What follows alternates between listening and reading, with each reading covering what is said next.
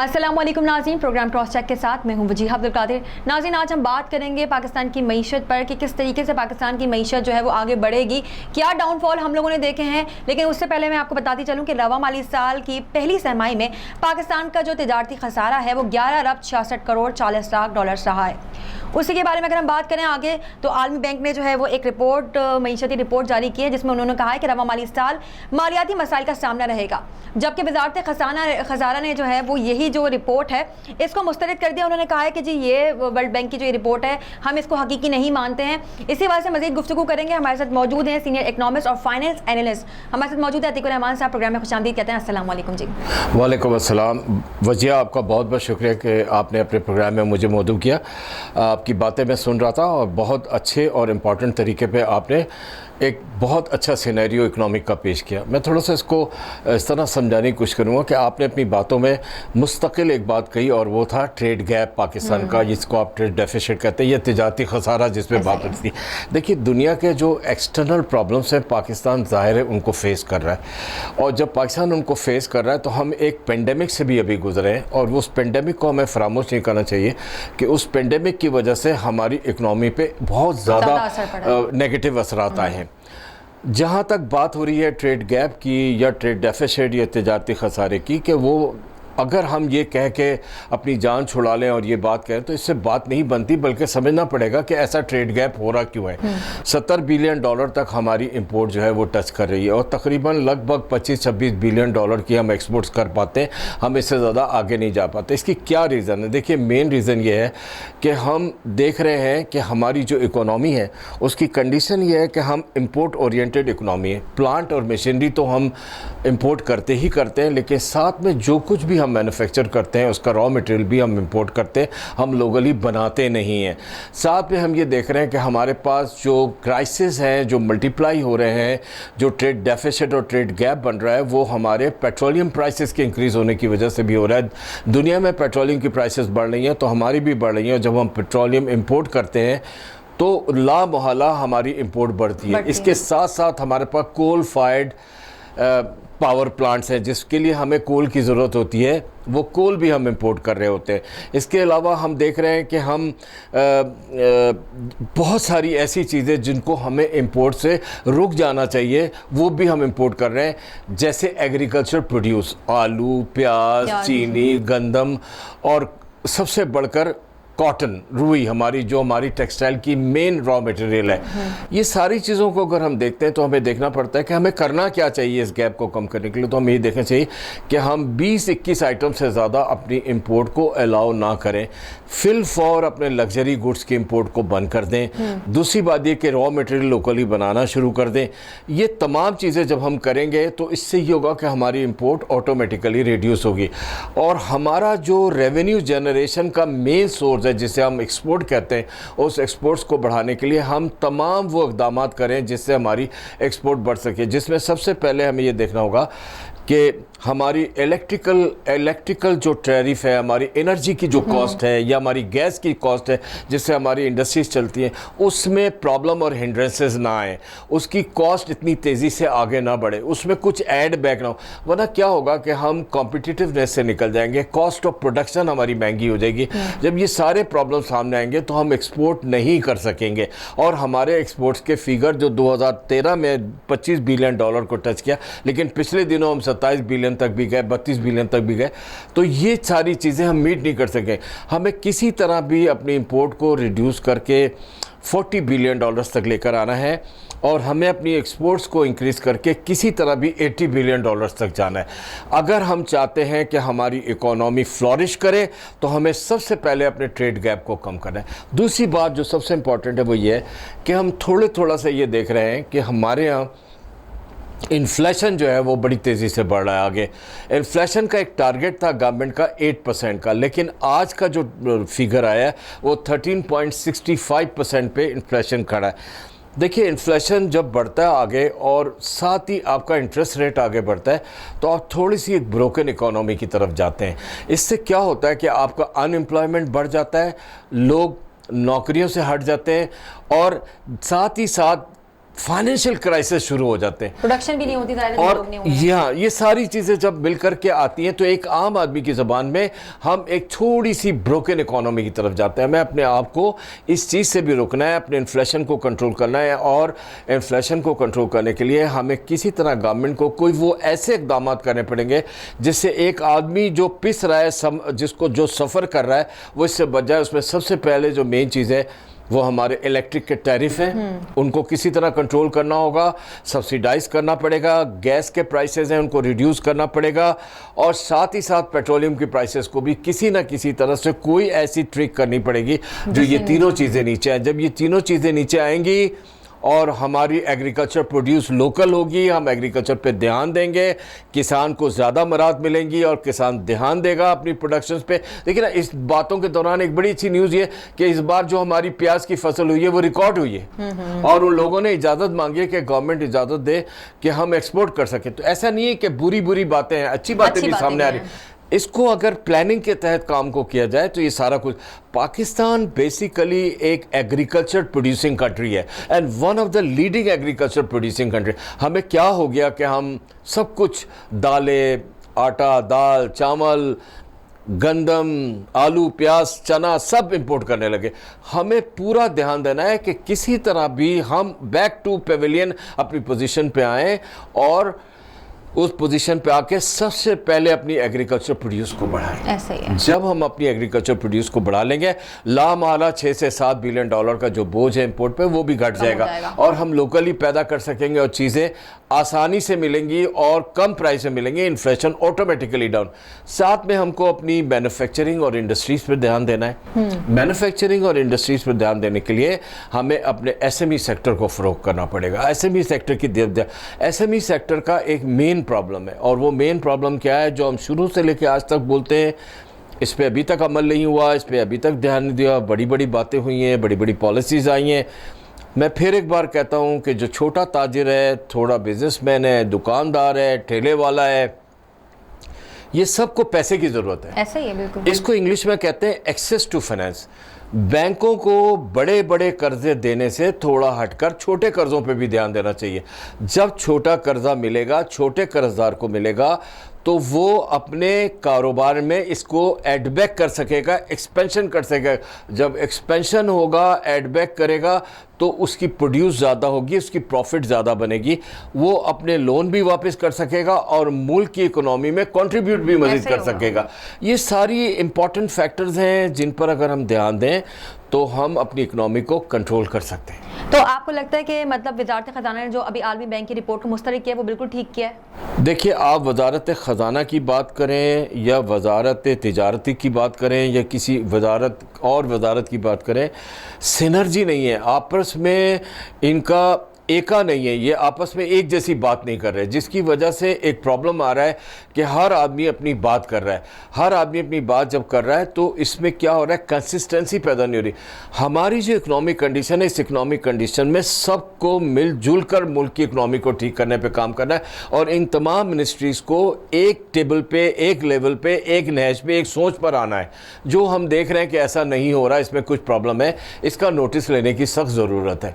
इसके अलावा अभी आपने बड़ी अच्छी बात करी थी मुझसे कि हमारी जो अगर हम चावल और गंदम की फसल को जाहिर सी बात है आगे हम लोग भेजें तो बहुत अच्छा फ़ायदा होगा। लेकिन अभी हम अगर देखें तो रबा माली साल में बरामदात में इजाफा होगा, जो कि वर्ल्ड बैंक ने ही कहा है, और पाकिस्तान का जो माली खसारा GDP है वो 7% तक रहने का इम्कान है। तो ये क्या कहना चाहेंगे आप इस बारे में? देखिए, हम चाहते हैं कि हमारा जो GDP है उसका जो पुराना लेवल है वो वापस आ जाए, बरकरार हो जाए वापस। लेकिन जिस कंडीशंस पे हमने अभी बात की है और हमने आसानी से मईशत को समझाने की कोशिश की अपने मुल्क की, उस लेवल पे अगर हम देखें तो थोड़ा सा मुश्किल काम है कि GDP की ग्रोथ जो है ना उस तेज़ी से आगे बढ़ सके। आप अगर कहें 3 to 4% पे GDP जाता है तो वो तो थोड़ा सा नज़र आ रहा है कि डेवलपिंग इकोनॉमी के हिंड्रेंसेस प्रॉब्लम्स होते हैं, वो उस हिसाब से आगे बढ़ सकता है। हमारा GDP तब तक 5 to 7% पे नहीं जा सकता जब तक मैंने जो मेन चीज़ें 2 इंडिकेट की, जो मैं तीसरी भी आपको करने जा रहा हूँ। पहली बात, आपकी एग्रीकल्चर प्रोड्यूस अपने मुल्क में जो कुछ पैदा होता है उसको पैदा करना, और दूसरी अपनी मैन्युफैक्चरिंग और प्रोडक्शन को बढ़ाना।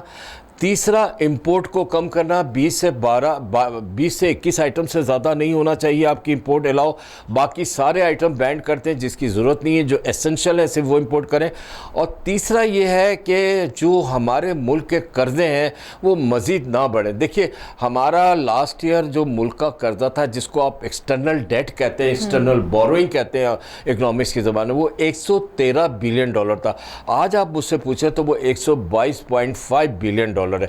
गोया के जो भी रेवेन्यू, जो भी इनकम आती है गवर्नमेंट की, तो वो उस रेवेन्यू का आधा लोन उतारने और इंटरेस्ट पे करने में खर्च कर देती है। तो आधा जो बचता है उसको अपनी फिर पूरा निज़ाम, जिसको कहते हैं फिस्कल एयर, चलाना मुश्किल हो जाता है। फिर वो बोरोइंग की तरफ जाती है। दो किस्म की बोरोइंग हो रही है, एक एक्सटर्नल बोरोइंग, मुल्क से बाहर कर्जा लिया जा रहा है, कमर्शियल लोन्स हैं, हैवी इंटरेस्ट पे हो रहा है, और एक लोकल बोरोइंग है जिसको हम कहते हैं डोमेस्टिक बोरोइंग, जो बैंकों से कर्जा लिया जा रहा है। इन चीज़ों से जब हम बच जाएंगे, बोरोइंग से बच जाएंगे, हमारे फिस्कल डेफिसिट्स और ट्रेड डेफिसिट्स कम हो जाएंगे, तो ऑटोमेटिकली आप देखिएगा कि हमारे जीडीपी पे इसका इंडिकेशन आएगा। जीडीपी बढ़ेगा, जब जीडीपी बढ़ेगा तो लोगों को जॉब्स मिलेंगी, मिलियंस में जॉब मिलेंगी, और साथ ही जो हमारे फाइनेंशियल क्राइसिस है वो भी कम होंगे। माशी प्रॉब्लम है, अलमिया है, इस वक्त बहुत क्रिटिकल सिचुएशन है, चैलेंजिंग सिचुएशन है, वो सब से हम आराम से निकल जाएंगे। बहुत अच्छी बात की। यहाँ लेते हैं एक ब्रेक, और ब्रेक के बाद वापस हाजिर होते हैं, यहीं से गुफ्तगू को स्टार्ट करते हैं।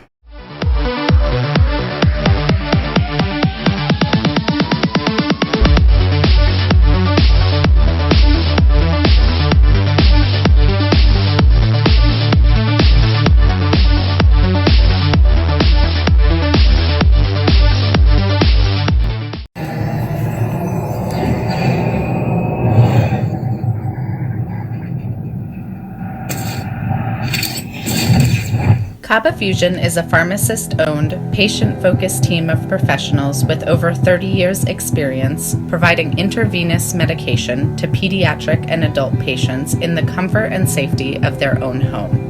Founded by Dr. Sohail Masood, a pioneer in the home infusion industry and recipient of Ernst & Young's Entrepreneur of the Year award, Kaba Fusion has 28 state-of-the-art compounding pharmacies across the country with service capabilities nationwide. Specializing in IVIG, SCIG, and acute therapies, our highly skilled infusion nurses are present throughout your treatment, and our clinicians are on call 24 hours a day. Please visit us at kabafusion.com for more information.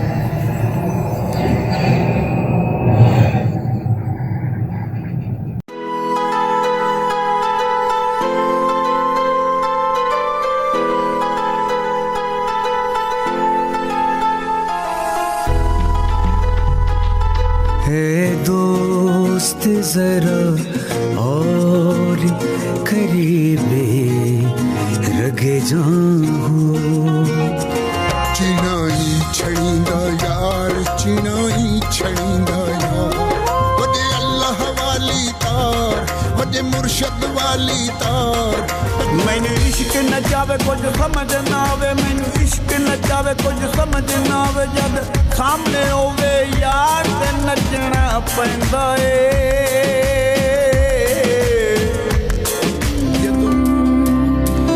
उस दिन तुम खुशी मनाना पर सबके संगी हैं कर एक बार तू एतबार फिर देख तमाशा यारी का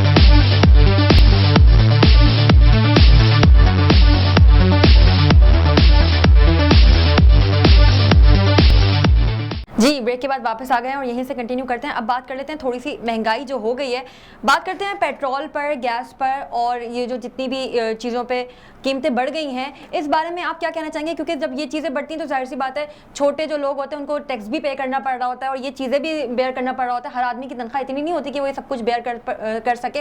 आप इस बारे में क्या कहना चाहेंगे? अच्छा, दो बातें बड़ी मज़े की।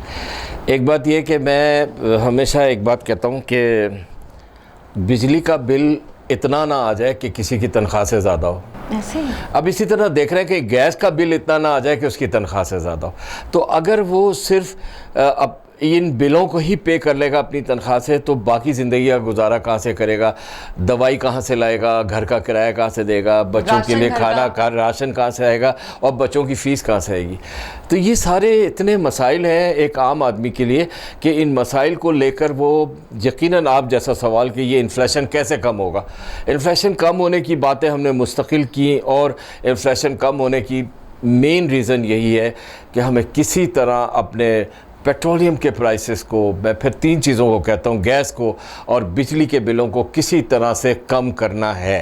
ये हुकूमत का काम है, वो किस तरह करती है। मैं आई एम अफ्रेड कुछ डिक्टेशंस भी हैं हम जिनसे लोन लेते हैं, उनके डिक्टेशंस होते हैं और वो कहते हैं कि आप इन रेटों को मज़ीद बढ़ाएं। देखिए, एक आम आदमी मुतहम्मिल नहीं हो सकता इन रेटों के मज़ीद बढ़ने का, उसकी आगे परेशानी है, स्ट्रगलिंग उसकी जो है वो बहुत मुश्किल है और उसमें अगर उसको आप और रेट्स को बढ़ा देते हैं तो उसकी जो स्लैब्स बढ़ती हैं पेमेंट्स की, वो एक बहुत क्रिटिकल सिचुएशन है। कुछ भी ऐसा करना है कि रिलीफ मिले। अब उन्होंने कहा है जी कि हमारा जो एहसास प्रोग्राम है उसके तहत हम सब्सिडी देंगे, कुछ लोगों को रिलीफ मिलेगी कि वो उनको जो कुछ भी परचेजेस करनी है उसमें रिलीफ मिलेगी। ये जो इनको यूटिलिटी बिल्स देने हैं उसको भी, तो वो अगर आप करते भी हैं तो वो एक कॉम्पोजिशन है चंद लोगों की। इस कंपोजिशन का नाम पूरा मुल्क नहीं है, पूरे मुल्क का नाम है जो 98% या कम से कम उसको और रिड्यूस कर लें तो 82% जो कंपोजिशन है लोगों की जो इस वक्त क्राइसिस में है, स्ट्रगल में है, चैलेंजिंग कंडीशंस में, उनको किसी तरह से इससे निकलना है। और इससे निकलने के लिए हमें सबसे पहले ये कोशिश करनी पड़ेगी कि अगर इन चीज़ों का कोई रिलीफ किसी तरह मिलने जाए तो ये automatically cost of doing business, cost of production, logistic cost, देखिए ना पेट्रोल एक बार बढ़ता है तो उससे ऑटोमेटिकली लॉजिस्टिक कॉस्ट बढ़ जाती है। लॉजिस्टिक कॉस्ट का मतलब ये कि फल जो वहाँ से आ रहा है या सब्जी जो वहाँ से आ रही है या गोश्त वहाँ से आ रहा है, वो सबका जो किराया है वो दुगना हो गया, तो लिहाजा वो एड बैक हो गया, तो ऑटोमेटिकली इन चीज़ों के दाम बढ़ जाएंगे। तो इन तमाम चीज़ों से हमें जितने जल्दी होगा निकलना होगा। और महंगाई एक बहुत बड़ा प्रॉब्लम आ गया है हमारे मुल्क में, इससे कोई ना कोई रास्ता निकाल कर निकलना पड़ेगा। और मेरी समझ में जो रास्ते आते हैं वो मैंने आपको बयान कर दिए कि ये जो हमारे 3 एसेंशियल आइटम्स हैं जिनको हम अपनी यूटिलिटी कहते हैं, पेट्रोलियम, गैस एंड इलेक्ट्रिसिटी, इसको किसी तरह बढ़ने से रोकना है, रिड्यूस करना है। अगर अभी आपने बात करी लेकिन कि हम इसको रिड्यूस करेंगे, लेकिन आज एक नोटिफिकेशन आया उसमें यह है कि जी गैस सप्लाई नहीं की जाएगी। और इतने अगर हम सप्लाई नहीं करेंगे तो आपको पता है कि सनतों पर कितना बुरा असर पड़ेगा। ज़्यादा 3 दिन काम नहीं होगा मुसलसल, जब सप्लाई नहीं होगी तो कितना बुरा असर पड़ेगा मईशत पर। इसका मईशत पे बेपनाह बुरा असर पड़ रहा है इसका। ऑलरेडी फैक्ट्रीज़ बंद हैं, प्रोडक्शन हो नहीं रही, तो टाइम पर एक्सपोर्ट ऑर्डर्स भी नहीं मिलेंगे आपको, आप वो भी नहीं प्रोड्यूस करते, फिर लोकल प्रोडक्शन भी महंगी हो जाएगी। आप उसको दूसरी तरह का आर्टिफिशियल गैस ख़रीद करके आप उसको पूरा करेंगे, ज़ाहिर है वो एक्सपेंसिव है। ये सारे प्रॉब्लम्स हैं और गैस की शॉर्टेज है। अभी तो विंटर नहीं आया तो इंडस्ट्रीज़ में गैस की सप्लाईज नहीं आ रही हैं, तो जब विंटर आ जाएगा तो क्या होगा। तो गवर्नमेंट को ये सारी चीज़ों को सोचना है, समझना है। और अगर RLNG जो गैस का अल्टरनेट है अगर वो इंपोर्ट करना है तो हमें इससे पहले कि वो मज़ीद महंगा उसको इंपोर्ट करके स्टॉक कर लेना चाहिए, ताकि गैस न सिर्फ इंडस्ट्री को बल्कि हाउस होल्ड को भी टाइम पर मिलता रहे। और ये कम से कम जो एक सहूलत है हमारे मुल्क में हम लोगों की, वो कम से कम पूरी होती रहे। लेकिन मैं देख रहा हूँ कि इसमें भी काफ़ी ज़्यादा परेशानी हो चुकी है। प्लानिंग का कुछ फकदान लगता है इसमें, और अगर एडवांस प्लानिंग कर ली जाए इन चीज़ों की तो जो प्रॉब्लम्स हो गए चलो हो गए, आइंदा आने वाले दिनों में वो प्रॉब्लम्स नहीं आने चाहिए, क्योंकि मैं बार बार कहता हूँ कि इतनी तकलीफ़ें लोगों को कि वो इसको बर्दाश्त नहीं कर सकेंगे मज़ीद प्रॉब्लम्स को। This is an alarming stage, ये इसको फ़ौरन ध्यान देना सूबाई और मरकज़ी हुकूमतों के लिए बहुत ज़रूरी है। बिल्कुल सही कह रहे हैं। एक आखिरी सवाल आपसे मैं करूँगी कि अगर हम बात करते हैं इंपोर्ट और एक्सपोर्ट की, तो ड्यूरिंग कोविड इंपोर्ट एक्सपोर्ट की क्या कारकर्दगी रही और आने वाले वक्तों में हम क्या चेंजेस देखेंगे उसमें? पाकिस्तान एक बहुत अपॉर्चुनिटी और एडवांटेज का कंट्री रहा है। कोविड में दुनिया को नुकसान भी हुआ तो फ़ायदा भी हुआ, तो पाकिस्तान की एक्सपोर्ट्स को बहुत फ़ायदा हुआ। जो ऑर्डर्स इंडिया और बांग्लादेश इन टाइम अपनी इंडस्ट्रीज़ बंद होने की तरफ से पूरा ना कर सके, वो ऑर्डर्स हमारी तरफ डाइवर्ट हुए और हम लोगों ने उन ऑर्डर्स को पूरा किया और हमने देखा कि हमारे एक्सपोर्ट पोटेंशियल ऐसे रहे कोविड के दौरान कि हमारी इंडस्ट्रीज़, हमारी एक्सपोर्ट इंडस्ट्रीज़ अपने टाइमिंग से ज़्यादा एक्स्ट्रा टाइम पर चली इनकी मशीनरीज़ और ना रुकी और मुस्तकिल प्रोडक्शन करती रही, और हम लोगों ने किसी ना किसी हद तक वो टारगेट्स मीट करके एक अच्छा नाम भी पैदा किया और एक अच्छी प्रोडक्शन भी और बहुत अच्छा फॉरेन एक्सचेंज भी कमाने में कामयाबी हासिल करी। मतलब हम जो है वो यहाँ तो सर्वाइव कर गए। अच्छा जा बहुत शुक्रिया अतीकुर रहमान साहब, हमारे साथ मौजूद थे फाइनेंस एनालिस्ट जनाब अतीकुर रहमान साहब। प्रोग्राम में टाइम देने का बहुत शुक्रिया आपका। जी नाज़रीन, आपने सुना कि हमने मईशत पे बात करी, किस तरीके से हम ग्रोथ करेंगे, हमने इस पर भी बात करी। और सबसे अच्छी बात जो अतीकुर रहमान साहब ने कही कि उन्होंने कहा कि जी गैस, बिजली और पेट्रोल की कीमतों में अगर हम कमी कर दें तो मुल्क बहुत बेहतर तरीके से जो है वो सर्वाइव कर सकेगा। जाहिर सी बात है, जो लोग हैं यहाँ के रहने वाले, जब हमारी नेसेसिटीज़ ही पूरी नहीं होंगी, हम किस तरीके से आगे सर्वाइव करेंगे। इसी के साथ अपनी होस्ट वजीहा अब्दुल कादिर को दीजिए इजाज़त। देखते रहिए प्रोग्राम क्रॉस चेक। मज़ीद तफसीलात और प्रोग्राम्स के लिए हमारी वेबसाइट विजिट कीजिए www.optvglobal.com और यूट्यूब के चैनल को लाजमी सब्सक्राइब कीजिए और बेल आइकन को क्लिक करना हरगिज़ ना भूलिएगा।